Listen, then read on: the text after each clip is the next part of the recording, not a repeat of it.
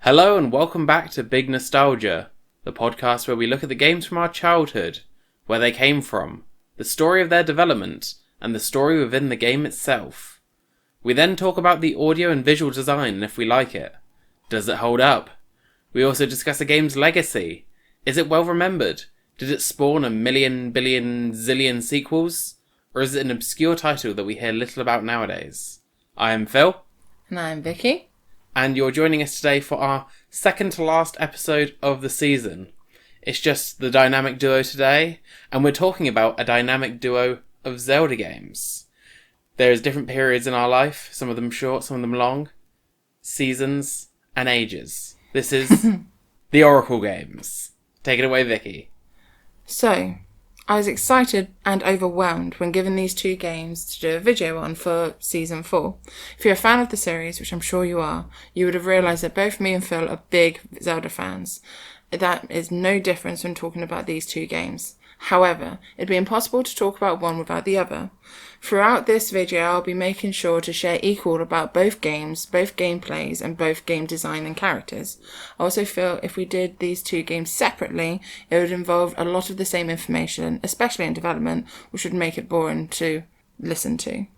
There will be points when the games intertwine, but I'll make sure to keep a clear narrative about the two. So without further ado, let's get into it. The history of the game, the development. So the developers of this game was a company called Flagship. Now Flagship Corporation Limited was an independent Japanese video game developer funded by Capcom, Nintendo and Sega, located in Osaka, Japan, that was founded by game designer Yoshiki Okamoto. Flagship had often created scenarios for new existing products and had developed the Nintendo series several times on the Game Boy Color and the Game Boy Advance. Their final video game was Kirby Squeak Squad for the Nintendo DS. I do feel it's important to mention that, and you'll find out why in a little bit. Well, I was surprised because I thought Capcom developed it. I didn't realise it was like a smaller developer on behalf of Capcom and Nintendo. So Capcom is over... Like the big umbrella. Is the umbrella. It actually was specifically the Flagship. Oh, which, cool. So when you look up information about this, some of the information that I found said Flagship, some of the information said Capcom, but they basically mean the same thing within this because they worked very closely together and Flagship is a part of Capcom. Okay. Makes sense. You've also got, obviously, the publisher is Nintendo. The director was Hidemaro Furubayashi. And the producers, Norikita Funanizumi. Designers, you've got Hidemario Fabadishi, Yoshiro Ikeda, and Z Cho-Lee. I do apologise every time I do Japanese names. I'm very, very sorry. I do try and get better. So, Oracle of Seasons and Oracle of Ages was released for the Game Boy Color in 2001. It was also then re-released for the Nintendo 3DS Virtual Console in Japan in 2013, in North America and Australia in 2013 as well, a little bit later in the year, and in South Korea not until 2016. The game was again re-released on July the 26th, 2023, this time in an update for the Nintendo Switch Online. So in early 1999, Yoshiki Okamoto, the head of Capcom screenwriter, also owner of Flagship Company, proposed remaking the original Legend of Zelda for the Game Boy Color to Shigeru Miyamoto, the game designer at Nintendo who created the series. Okamoto wanted to remake the original game so that younger children could play on it, but also as a test for development team to move on to a more ambitious sequel if it was successful. Okamoto wanted to work on games and follow them up with sequels in 4 to 5 months, including the Zelda games in this workflow. According to reporting by IGN, Okamoto was asked to develop 6 Zelda games for the Game Boy Color, 2 based on earlier installments and 4 original entries, but Okamoto disputed this. He's like, nah, no thanks. Normally, Nintendo will design the game first, making the story a second in priority. However, with Flagship at the helm, the story was created before the game design. The team on the project, including the team leader by director and designer Hidemiro Fujiboshi, found that remaking the original Zelda game was a struggle for a few different reasons. Firstly, the original game was deemed too difficult for the new generation of players. More and more changes were applied to the point where it has an entirely different world map. As a result, the team ran into problems because the scenarios and the maps had to be reworked constantly to make all the modifications match. As well as this, the Game Boy Color screen presented an additional hurdle when attempting to rework the earlier Zelda game, as it was narrower than that of the television. Players could not view an entire room without scrolling, which made it easy to overlook stairways or clues on walls. Secondly, it was a bit of a boring concept. The Zelda team wanted to implement new ideas, not trope the old ones. Oh. Dismayed by the lack of progress, Okimo asked Miyamoto for help, and it was decided to go with the new story rather than to remake the original Zelda. It was Miyamoto who proposed a trilogy of games, each with a different focus on the gameplay's elements. The trilogy was referred to as the Triforce series, named after the Triforce, a relic that plays a role in many Zelda games. The Triforce is composed of 3 parts. The Triforces of power, wisdom, and courage. Each of the games in the trilogy were going to be associated with a piece of the Triforce, with one game being the convention of the original Legend of Zelda.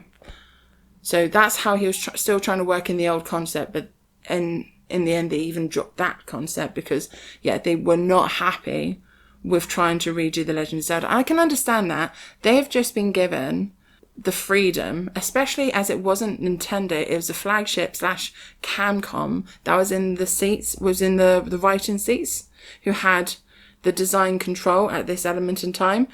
They didn't want to rehash any of the Zelda stuff. They just wanted to, it's a new Zelda game. A bit. I do feel this has very big links to Link's Awakening because, of course, Link's Awakening was just supposed to be quite similar to what had gone on before, and they tried out new ideas. They tried out new concept that then was taken on for the Link series. If you want to hear more about that, please check out our earlier episodes on Link's Awakening. This is the same. They had this interesting storyline and they just wanted to roll with it. The first game was demonstrated at the Nintendo Space World trade show in 1999.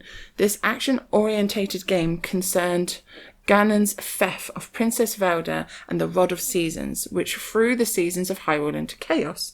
In the playable demonstration, Link solved puzzles by using the Rod of Seasons to manipulate the environment and change the current seasons. So obviously that was the demonstration that was at the Space World. They managed to get a little playable demonstration, but they were still quite heavily in development stage at this point. They wanted the free games to be able to interact with each other, and that what you did in one game would affect how it would play in a different game, and have linking concepts through passwords and stuff like that.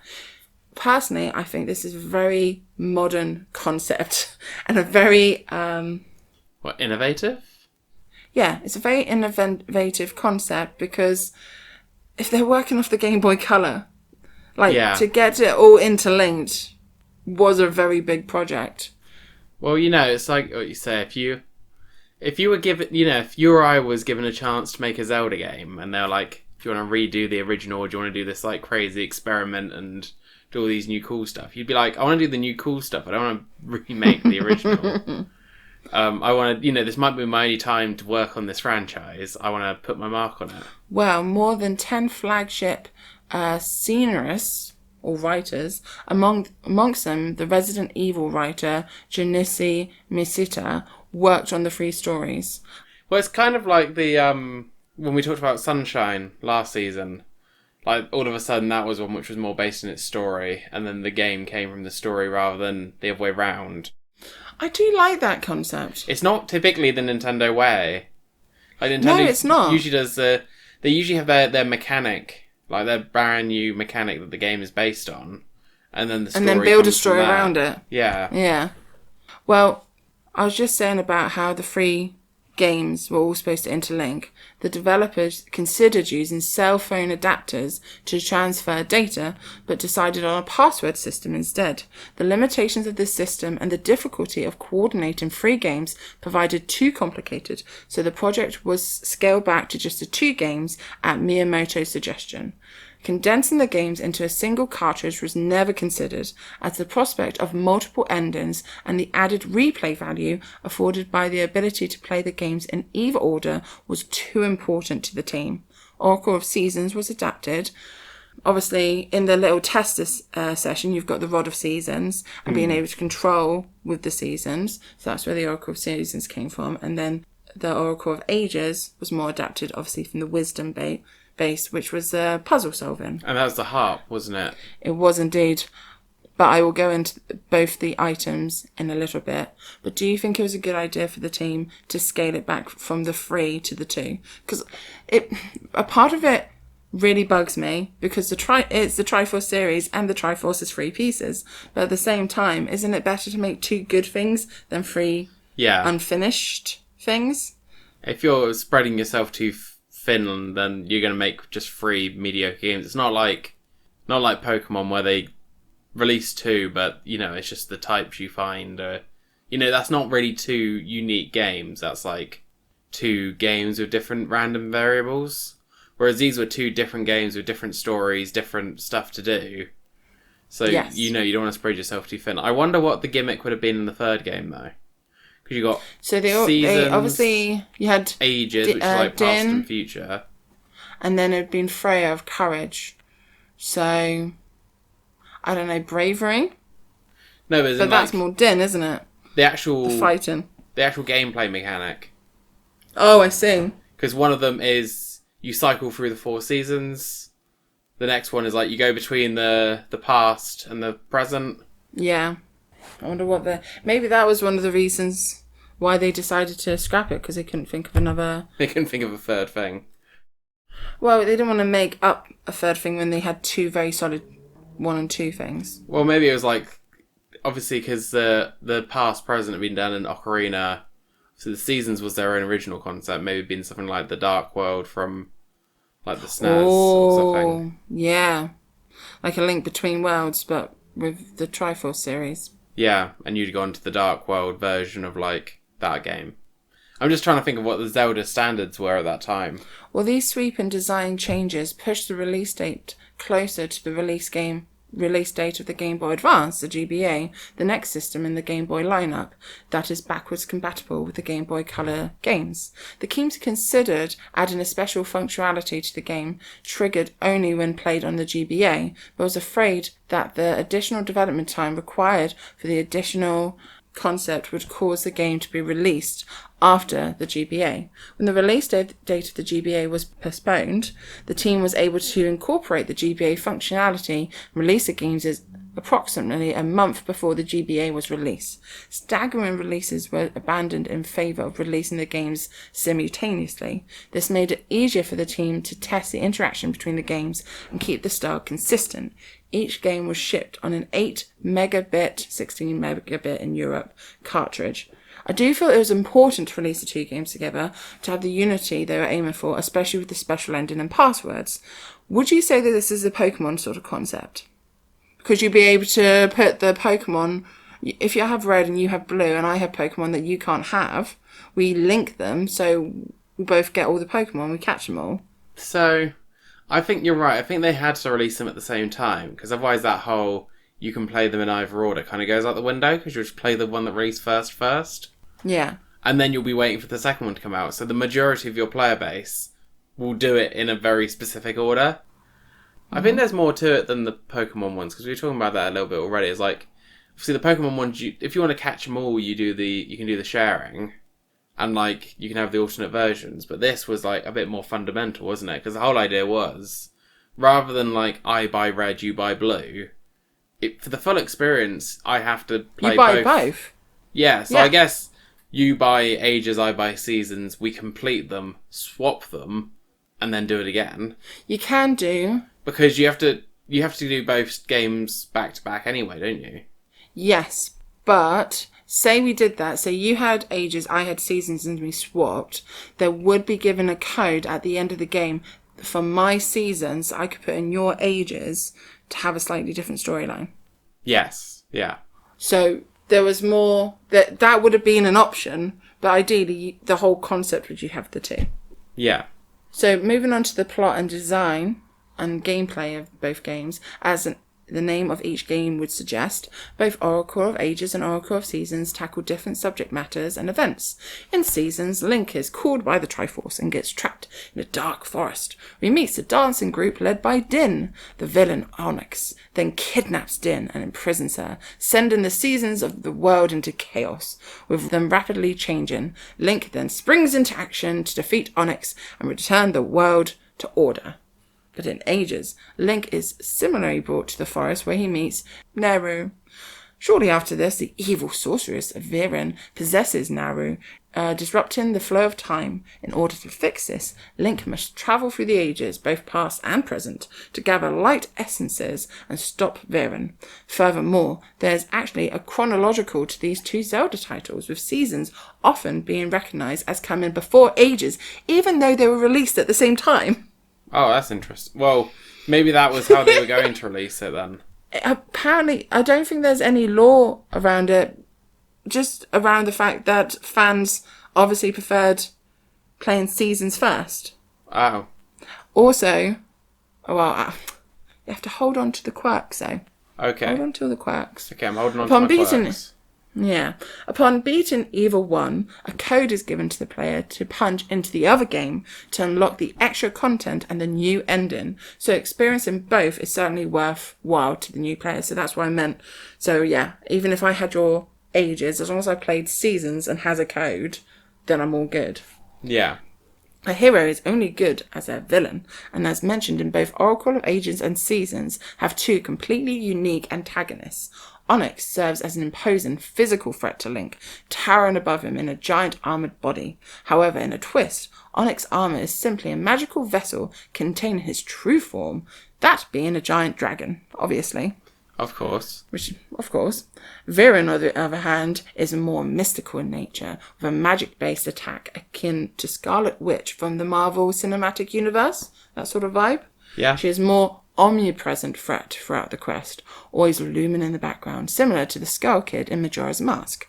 Her final form is nothing like her normal appearance, transforming into a giant demonic fairy.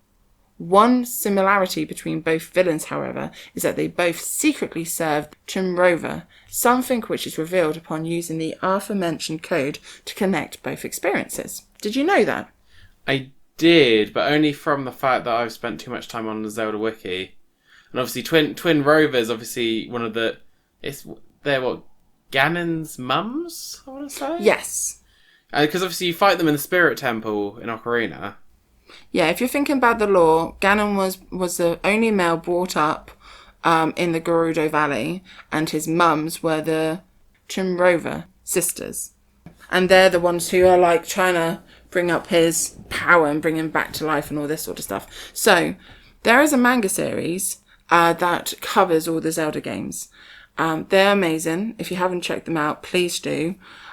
I found this storyline out, when I read the manga series. I was like, this is such an interesting end. And then I was doing the research for this, and I was like, oh, because it's actually in the story. Because it's actually canon. Because it's actually canon. So, as a kid, owning the age of Oracle of Ages, I didn't really think about the Oracle of Seasons. I was just like, oh. And internet wasn't what it is these days. I couldn't really look it up. So I played the Oracle of Ages, but I didn't play the Oracle of Seasons, and I didn't realise there's a whole other battle if you put the code into both. It was just, I found it a good game standalone, which is good. You want it to be a good game standalone, but the fact that he even had interlinking, it brings such a new gameplay to it. If I hopefully we'll play it again. Yeah. As a grown-up. The gameplay loop and structure of both games is different as well. As a whole, Oracle of Seasons is more action-based, with far more combat scenarios and sword swingings throughout the courses of adventure.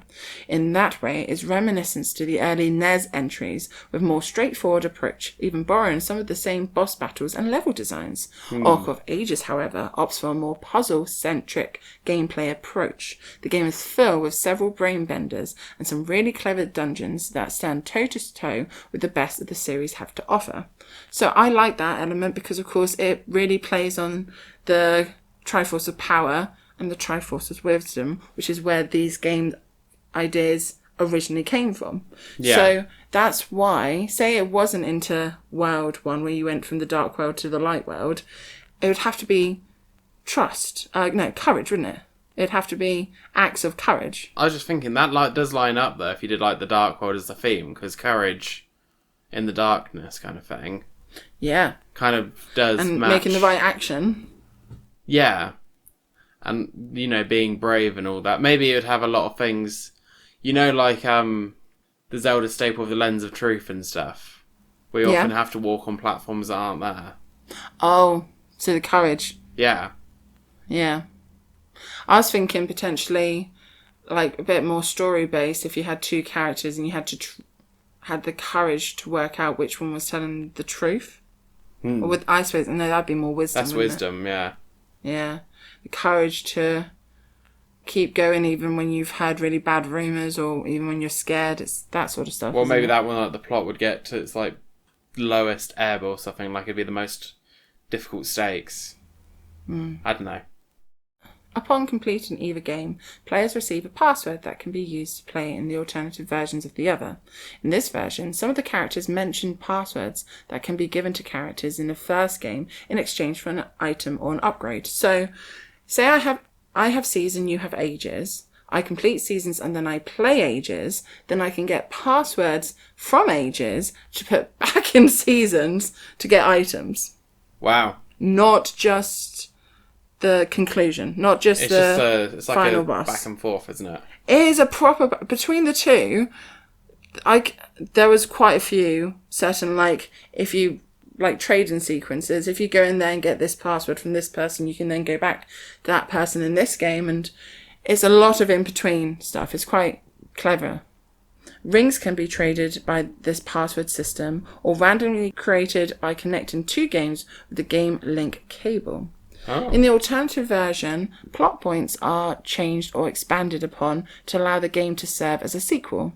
It also features an extended ending, which is the Twin Rover kidnaps Zelda and lights a third flame. So, in the first two games, Onyx and Viren are trying to light the flames of despair. There's 3 flames of despair. Obviously, if you play the 2 games, they light the first 2. They kidnap Zelda, and they light the 3rd flame of despair. This is all to revive, Mr. Ganon Pigface, which is his official title. Is it? Yes. The player can then enter the lair and battle Trimrova and Ganon. Upon completing the alternative game, another password gives the player the victory ring, commemorating the defeat of Ganon. Oracle of Seasons and Oracle of Ages retain many gameplay elements from Link's Awakening, especially the DX version, such as the graphics, audio, and top-view perspective. As in Link's Awakening, items, including the sword and the shield, are assigned to the A, B buttons via inventory. Unlike certain games of the series, items are not assigned to a specific place in the inventory. Collecting rupees, health, and 2 equipped items are shown on the interface, which consists of a yellow bar running across the screen, similar to the one in Link's Awakening, which is located at the bottom of the screen. The Rod of Seasons is the central item of the Oracle of Seasons. With it, Link can manipulate the 4 seasons, allowing him to solve various puzzles on his quest. For example, a path may be blocked by a large tree that can be bypassed in winter when the leaves are fallen. When Link attains the Rod, he only has the power to change the seasons to winter. The rest of the seasons, which allow him to reach new locations in the overworld, are acquired from the Temple of Seasons as the game progresses. Oh yeah, I forgot that. Yeah. The central item of the Oracle of Ages is the Harp of Ages. It is used by Link to travel through time. Time travel is a defining gameplay of the element of Oracle of Ages. On his quest, Link travels between the past and present as he explored Labyrinthia twice over. Throughout the game, Link must act in the past to manipulate the future to progress on his adventure. Link may also take advantage of the different terrain in the past and the present to reach areas that would otherwise be inaccessible. For example, a decrepit entrance of a dungeon that has long since collapsed in the present is still sturdy in the past. A tree that's mere sapling grows to its full height in the present. The past-present is easily comparable to the light-dark in the Link to the Past, and of course, the Link Between Worlds. Yeah. So, it would have been a nice added element. Now that you've said that, it makes the most sense for the third concept. Yeah, no, I was just thinking, because obviously, I'm guessing, because the wisdom one is kind of, I guess, past future, because it's like, what do I do now to affect my future in a positive way? Yeah. And maybe the seasons one would be power, because it's like the power of nature. Yeah. Well, it's also Din is dressed in red. That's power, isn't it, Din? And yeah. then Din is Nehru dressed in red. wisdom. She's a fiery character. Yeah. And then Naira is blue. Yeah. So it does kind of track, doesn't it? They did make there is an artist drawing of what the Triforce of Courage lady Furore. Yeah. Would have looked like, which reminded me very much of the Kakiri sort of vibe. Yes, because of all the green. Yeah. The Oracle of Ages and Oracle of Seasons, like a great majority of Zelda games, features 8 regular dungeons and a large overworld to explore in between.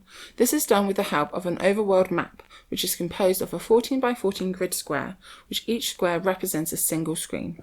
As Link explores the overworld, the squares that he's visited will be coloured in.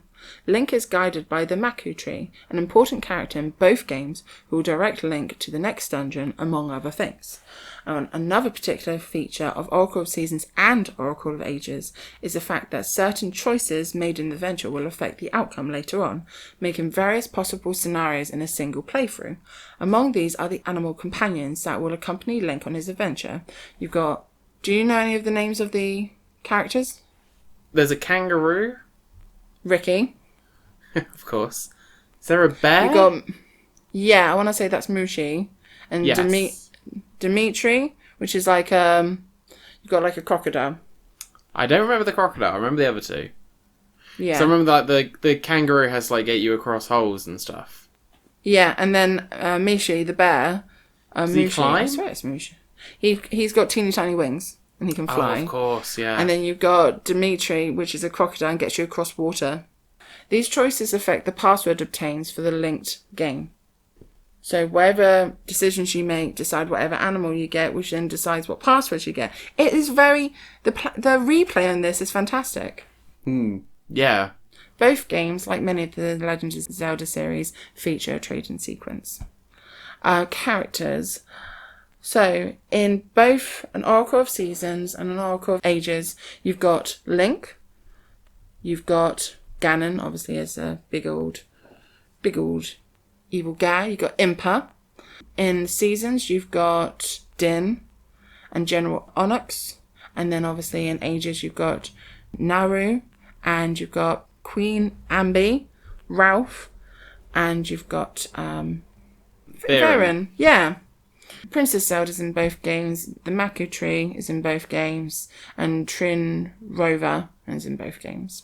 Yeah. It's interesting how the villains are... What villain do you use for the courage game? Because obviously the power game has like the big powerful guy. Like the wisdom game has like the evil like magic user manipulator. So maybe it'd been like Dark Link or something. Would have been the courage one because it's like the... Dark Link or Dark Zelda. Like this is feeling more and more like Link Between Worlds sort of like low rule game. Kind of thing. Yeah. Yeah, but that would have been a really good one for courage. Yeah. It would have had to been scaled right down. Yes, yeah. But those are the main characters. I mean, you've got all the in-between sort of characters in Oracle of Ages. Adler, Allen, Bidpin, Blossom, Blue Snake, Captain, Carpenters. A Happy Mask salesman makes his way in this one. There's also King Zora, which I didn't realise he was in this one. Mushi, yeah, he's a blue bear with the wings. I remember King Zora being in it, yeah. And Tingle. Freaking Tingle. Can't escape Tingle. Nope. And then in Seasons, you've got Maple, the witch. You got Big Goron, like the massive Goron, on the hillside. You got Ferrari, which is... So, she was supposed to be the courage... She's the courage one, so she does make her way into... They still use her concept, even if she's not in the game. Oh, yeah. The linked game, you got Zora, Naru... Like, obviously in the Seasons game as well, when the two games linked. Yeah. A lot of characters. A lot of returning Ocarina of Time characters as well. Because I guess that was like the most recent console game at that time, wasn't it? It was. But the fact that Ocarina of Time had so many characters in this, when it comes to the actual gameplay, the look of it, it's very much has stronger links with Link's Awakening. Yeah. Yeah, no, I didn't really consider that before until we were like kind of putting all the games like side by side like this. Well, if you think this season we've got those two games, how many links are between them? It's quite entertaining, really. How many links? So music, the music. Oracle of Seasons and Oracle of Ages are the only two Zelda games ever released meant to be played in a tandem with one another. Link's adventures in Liberia and Holdrum borrow heavily from the music of Link's Awakening, while adding a few new tracks into the mix. The result is the largest complex soundtrack from the Game Boy's platform ever made. Wow. The composers was Minako Akadi and Kajiro Sada. But yeah, just because the fact that instead of just one game, it's two games worth of music, and the interlinks, more links, between obviously Link's Awakening, Ocarina of Time, Majora's Mask, and obviously these two games in the Oracle Seasons. Yeah, because I guess the Pokemon games always use the same soundtrack on both, don't they? So it's not really comparable in this situation. But they couldn't. The whole point is that even though there's so many similar concepts, there are two distinctive storylines. One with Din and Genronix, and then the other one with obviously Naira and Viren. Yeah. Which is more of a spellcaster. There's two distinct storylines. Now we're on to quirks. So Link can be taught the Tokea secret, allowing him to carry 50 of an item instead of 20, a feature that can only be activated by playing both Oracle of Ages and Oracle of Seasons, and sharing secrets between them. I suppose that's alright, isn't it? Because, like, sometimes stuff like that, sometimes, like, is that just an inconvenience to make you buy both games? But 20 is already quite a lot, so it's not like it's really, really limited, is it? I think the main pull of buying both games is to have the extra ending and the extra boss fight with Ganon. That is just kind of like an added extra. Like, if you can be bothered to go play Seasons, then play Ages, and then get the password to go back to Seasons, then you can have more items. But it's not the end of the world if you don't. Yeah. So Capcom / Flagship went to develop 2 more games for the Zelda franchise. Can you name which ones they were? So these are the advanced games, aren't they? Well, hint, they were both developed on handhelds. Is it Minish Cap? Yep. What's the other one? From that era. There was another Game Boy Advance one that's on the tip of my brain. Four Swords? Yeah. Yeah. They did another Four Swords game, didn't they? Yeah, I remember that. Which, if you think about the storylines, it makes sense because neither of them are classic Zelda game stories. Both games were released at the same time. However, in both the chaptered book and the Oracle of Ages and Oracle of Seasons manga by Akira Hikawa, basically the book versions, Oracle of Ages is the second game in the sequence.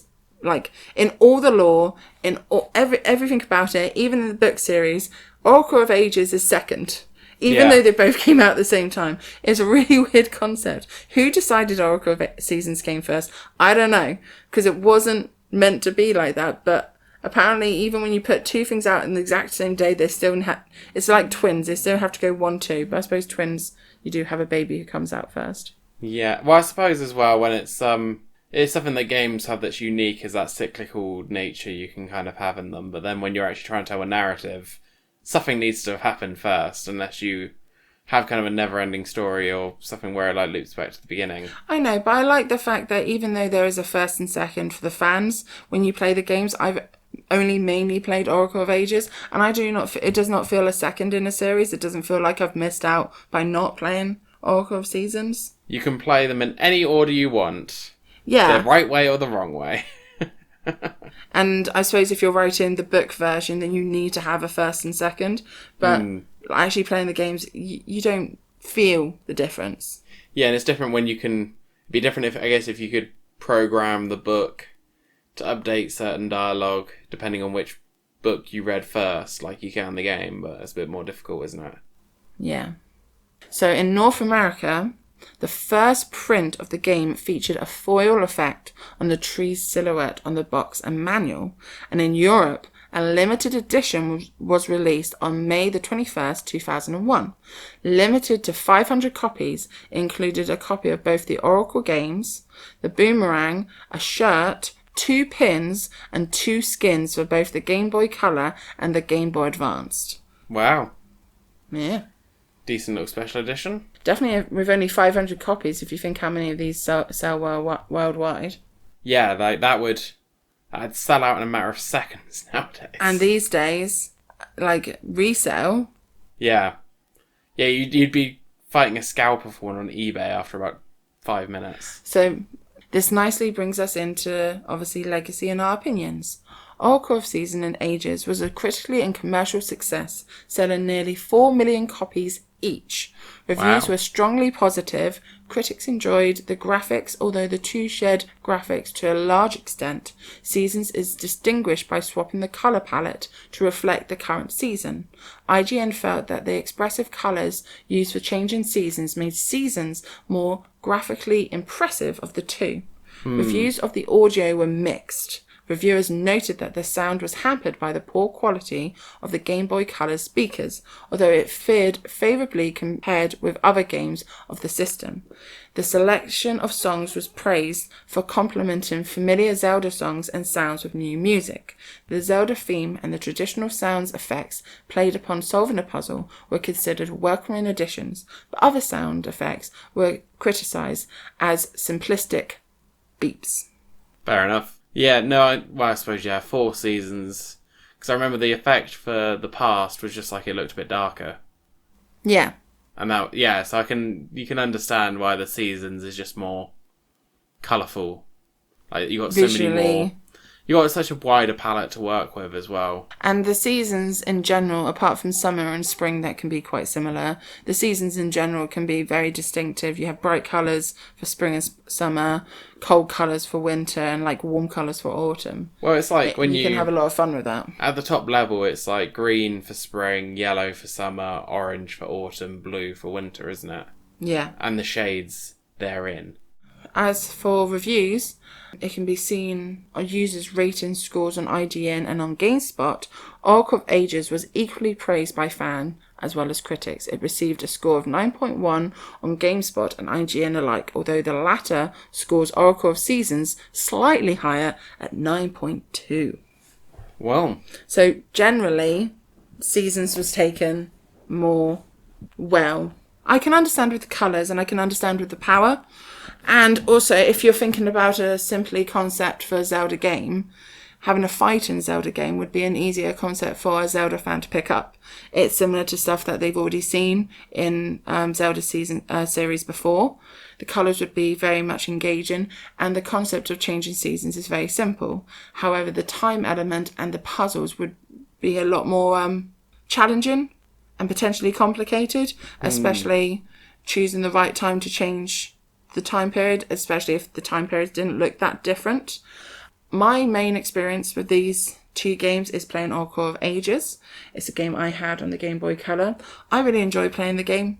I never actually played Oracle of Seasons. It's something that I'm very much looking forward to when I get a chance to on the Nintendo Switch. on the downloadable one. Definitely never knew about the swapping all the passwords and having a storyline once all those passwords were like shared.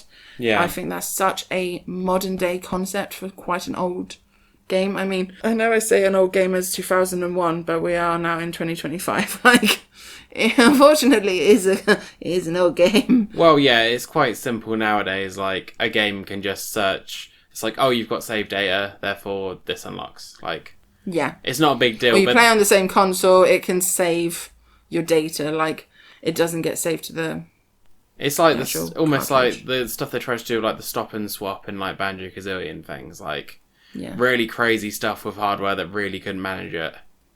But I love the fact that they still tried. I love the fact that they still had these crazy ideas, and you can see them doing this sort of research. You can see how far they were considering certain ideas that are now kind of a common attribute in modern games now that the consoles can actually keep up with the development's ideas. I really like Zelda games.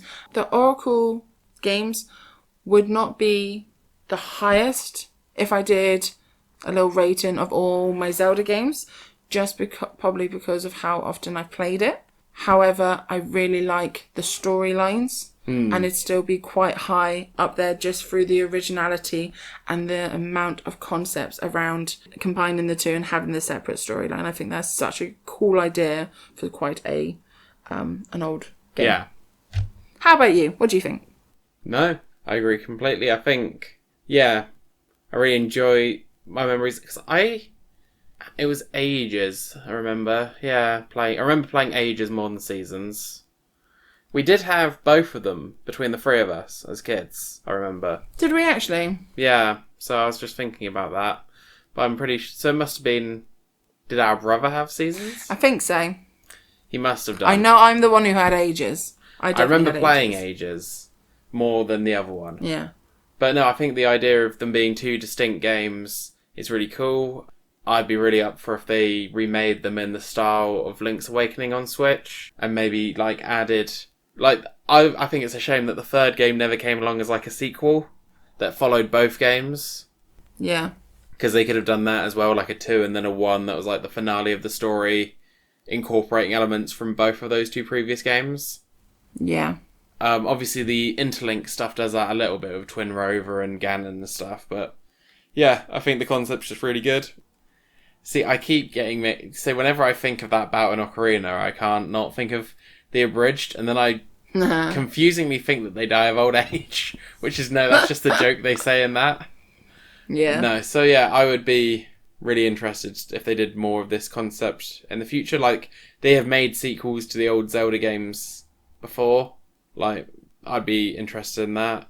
Yeah, and I keep forgetting they're on Nintendo Switch Online, so maybe that's something I'll have to finally do, is finally play through them both to get the full experience. So, that brings us to the end of our second to last episode of Big Nostalgia Season 4. Next time, we are going to be back with Nick, and he is going to be taking us through the second generation of Pokemon to end the season. So we had Red, Blue, Yellow, and Green earlier on in the season. You can listen to that. He's now going to be taking us through Gold, Silver, and Crystal. So, in the meantime, what did you think of the Oracle games? What would you design as the third game in the trilogy? Do you really have fond memories, or do you think like it was just a way of charging people for two games? Let us know in the comments. But we'll see you next week for episode 50 of Big Nostalgia. Woo! I've been Phil. I've been Vicky. And we'll chat to you next week. Take care. Bye. Bye.